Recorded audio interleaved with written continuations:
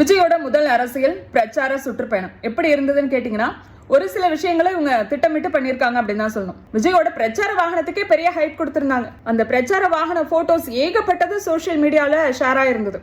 ஊடகங்கள் அதை பத்தினு தொடர்ந்து நியூஸ் சொல்லிட்டே இருந்தாங்க.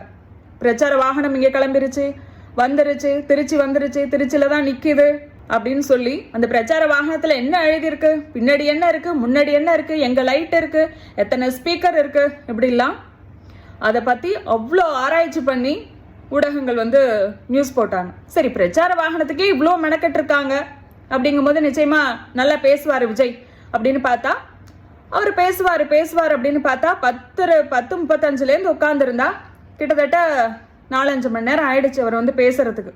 இவ்வளவுக்கும் திருச்சி ஏர்போர்ட்லேருந்து மரக்கடைக்கு வராரு. கிட்டத்தட்ட ஒரு ரோட் ஷோ பண்ணிட்டார். இவர் ரோட் ஷோ பண்றதுக்கு பெர்மிஷன் கேட்டிருந்தாரு.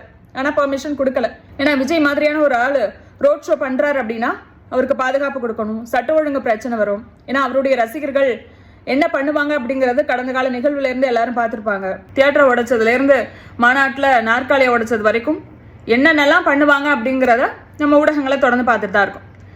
எனவே தான் காவல்துறை அவருக்கு ரோட் ஷோ பண்றதுக்கு பெர்மிஷன் கொடுக்கல. அது அவ்வளவு சேஃப் கிடையாது அப்படின்னு. நாளைக்கு ஏதாவது பிரச்சனைனா நீதிமன்றத்துல காவல்துறை தான் போய் பதில் சொல்லணும். அதனால அவருக்கு பெர்மிஷன் கொடுக்கல.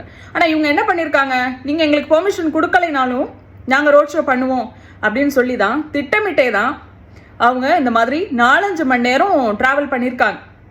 ஏன்னா இவர் மாநாட்டுக்கு வரும்போதெல்லாம் இவர் எப்படி வந்தாருன்னே தெரியாது. ஆனா அந்த திடலுக்கு கரெக்டா வந்துட்டாரு. அதே மாதிரி இவரும் அந்த பரப்புரை பண்ற இடத்துக்கு வந்திருக்கலாம். ஆனா ஏன் அவரால் வர முடியல? ஏன் 4-5 மணி நேரம் டிராவல் பண்ணாரு?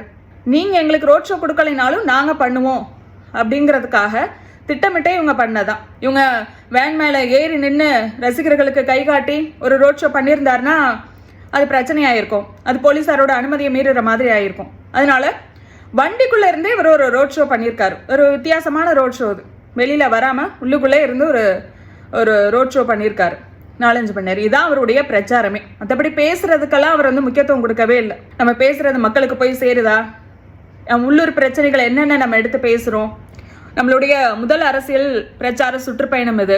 எனவே நம்ம என்னென்ன விஷயங்களை கவனம் எடுத்துக்கணும், இதுல எல்லாம் அவங்க டீமும் கவனம் எடுத்துக்கல, அவரும் கவனம் எடுத்துக்கல. ஏன்னா ஒரு மைக் விஷயத்துல அவங்க கொட்ட விட்டாங்க. 4-5 மணி நேரம் மீடியா தொடர்ந்து இதே போட்டுட்டு இருக்கு. வேற நியூஸ்லயே யாரும் கவனம் செலுத்தல. அப்படிங்கும்போது என்ன பேசினாருன்னு கடைசியா ஒண்ணுமே தெரியல. ஏதோ கட்டுக்கட்டா பேப்பர் வச்சிருந்தாரு, பார்த்து படிச்சாரு, செய்வீர்களா சொன்னீர்களா அப்படின்னு என்னமோ கேட்டாரு, போயிட்டாரு. அவ்வளவுதான். அவர் என்ன பேசினாருன்னு அங்க இருந்தவங்களுக்கே தெரிஞ்சிருக்காது. எல்லாரும் சொன்னாங்க சனிக்கிழமை விஜய் பிரச்சாரம் பண்றாரு, இது ஒரு நல்ல பிளான் தான் அப்படின்னு தாவேக்காவினர் பல பேர் சொன்னாங்க. ஏன்னா அடுத்த சனிக்கிழமை வரைக்கும் அவரோட அந்த பேச்சை வச்சே விவாதம் பண்ணுவாங்க அப்படின்னு சொன்னாங்க. ஆனா அவரோட பேச்சை வச்சு இன்னைக்கே விவாதம் பண்ண முடியாது போல இருக்கு. ஏன்னா அவர் பேசினதே ஒரு 20 நிமிஷம் தான், அதுவும் சரியா கேட்கல. அதுலயே இவங்க கோட்டை விட்டாங்க. அப்புறம் எப்படி சனிக்கிழமை வரைக்கும் பேசுறது? எனவே இவங்களுடைய திட்டத்தை பொறுத்த வரைக்கும் நம்ம ஒவ்வொரு இடத்துல என்ன பேசுறோம், உள்ளூர் பிரச்சனைகளுக்கு முக்கியத்துவம் கொடுக்குறோமா, மக்களுக்கு நம்மளோட ஸ்பீச் போய் சேருதா, அதுல எல்லாம் கவனம் கிடையாது. கூட்டத்தை கூட்டுறோம், மாஸ் காட்டுறோம் அப்படிங்கிறதான். எப்படி ஒரு படம் வருது அப்படின்னா அந்த படத்துக்கு ஒரு எதிர்பார்ப்பை கொடுப்பாங்க. டீசர் வெளியிடுவாங்க, ட்ரைலர் வெளியிடுவாங்க, அதுல இருக்கிற ஒவ்வொரு கேரக்டரையும் அறிமுகப்படுத்துவாங்க. இதெல்லாம் இப்போ நடக்குது. ஆனா படத்துல பார்த்தா ஒண்ணுமே இருக்காது. என்னப்பா அவ்வளோ விளம்பரம் பண்ணீங்க, கடைசியில் படத்தை பார்த்தா ஒண்ணுமே இல்லை அப்படின்னு தோணும்ல. அந்த மாதிரி தான் அவருடைய இந்த பிரச்சாரம் இருந்தது. அவர் ஒரு சினிமா நடிகர் அப்படிங்கிறதுனால அவருடைய பிரச்சாரத்தையும் சினிமா மாதிரியே பண்ணிட்டு போயிட்டாரு. இதுல தன்னெழுச்சி கூட்டம் அப்படின்னு சொல்றாங்க. பாருங்க எவ்வளவு பெரிய கூட்டம், தன்னெழுச்சியான கூட்டம், காசு கொடுத்து கூடுன கூட்டம் கிடையாது அப்படிங்கிறாங்க. இது தன்னெழுச்சியான கூட்டம்லாம் இல்ல, இது ரசிகர்கள் கூட்டம். இவருடைய அரசியல் செயல்பாடு பிடிச்சி ஒரு மாற்றம் வேணும் அப்படிங்கிறதுக்காக கூடின கூட்டமா இருக்கணும். ஆனா அப்படியெல்லாம் கூடின கூட்டம் கிடையாது. விஜயை பார்க்கணும். நிறைய லேடிஸ் சொல்றாங்க, என் ஹஸ்பண்டை விட எனக்கு விஜயை பிடிக்கும், விஜயை நான் பார்த்துட்டேன், அதுவே எனக்கு பெரிய சந்தோஷம் அப்படின்றாங்க.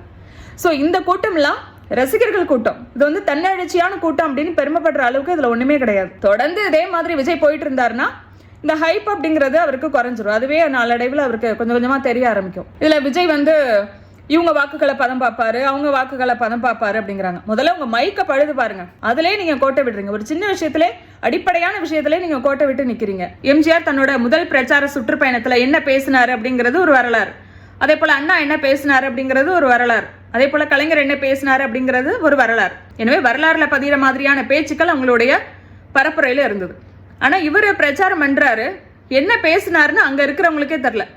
அந்த லட்சணத்துல திட்டமிட்டு வச்சுட்டு இவங்க வந்து வரலாறு திரும்புது அப்படின்னு சொல்றாங்க. 4-5 மணி நேரம் இவர் எதுக்காக டிராவல் பண்ணியிருக்காரு, இவ்வளோ பெரிய கூட்டத்தை காட்டியிருக்காரு அப்படின்னா, ஒன்று வந்து ஆளுங்கட்சிக்காக நான் எவ்வளோ பெரிய ஸ்டார் அப்படின்னு காட்டுறதுக்கு, இன்னொன்று ஆளுங்கட்சியில் இருக்கக்கூடிய கூட்டணி கட்சிகளுக்காக பாருங்க எனக்கு பின்னாடி எவ்வளோ பெரிய கூட்டம் இருக்கு அப்படிங்கிறதுக்காக. ஏன்னா அவர் ஆரம்பத்துல இருந்தே திமுகவில் இருந்து காங்கிரஸ் வருமா விசிக வருமா அப்படிங்கிறதான் தொடர்ந்து எதிர்பார்த்துட்டு இருக்காங்க. ஆனால் இவங்களுக்கு யாரெல்லாம் வர தயாராக இருக்காங்க அப்படின்னா, டிடிவி சொல்றாரு நாங்கள் வரோம் அப்படின்னு சொல்லி. அதே போல நேற்று புதிய தமிழகம் கட்சி தலைவர் சொல்லியிருக்காரு நாங்கள் வேணா வரோம்னு சொல்லிட்டு. எனவே விஜய் எதிர்பார்க்கக்கூடிய ஆட்கள் வேற, இவருக்கு நாங்கள் வரோம் அப்படின்னு சொல்லக்கூடிய ஆட்கள் வேற.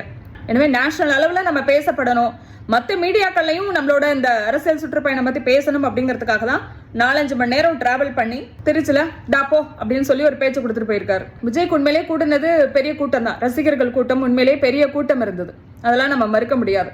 ஆனால் இதே பார்த்தாச்சு, விக்ரவாண்டியில் பார்த்தாச்சு, மதுரை மாநாட்டில் பார்த்தாச்சு, இதை பற்றியே நிறைய பேசியாச்சு. விஜய்க்கு வந்து கூட்டம் கூடுது, ரசிகர்கள் கூட்டம் நிறைய கூடுது அப்படிங்கிறதெல்லாம் பார்த்தாச்சு. புதிய காட்சி ஒன்றும் கிடையாது. அதே போல் திருச்சியில் வந்தாருன்னா பெரிய கூட்டம் கூடும் அப்படிங்கிறது எல்லாருக்கும் தெரிஞ்ச விஷயம் தான். இந்த ஒரு ஹைப்பே வச்சுட்டு திருப்பி திருப்பி திருப்பி அதே பேசிட்டு இருக்க முடியாது. அடுத்த கட்டத்தை நோக்கி போகணும். என்ன பேசுறாரு அப்படிங்கிறது கிளியரா தெரியும். ஏன்னா 2 மாநாட்டிலையும் அவர் பெருசா எதுவும் பேசல. எனவே பிரச்சாரத்திலையாவது ஏதாவது பேசுவாரு, வாரத்துல ஒரு நாள் தான் வராரு. எனவே அவருடைய இந்த அரசியல் பேச்சுங்கிறது ரொம்ப ஆழமா இருக்கும், அதுக்கு தகுந்த மாதிரி தான் ப்ரிப்பேர் பண்ணிட்டு வருவாரு அப்படின்னு பார்க்கும்போது அதுலயும் ஒன்றும் இல்லை. எனவே இந்த மாஸ் இந்த கூட்டம் அப்படிங்கிறதெல்லாம் தொடர்ந்து பார்க்கும்போது ஒரு சலிப்பு வந்துடும். விஜய் வந்து தன்னுடைய ரசிகர்களையும் அரசியல் படுத்தணும், தானும் நடிகர் அப்படிங்கிற இடத்துல இருந்து அரசியல் கட்சி தலைவர் அப்படிங்கிற இடத்தை நோக்கி நகரணும்.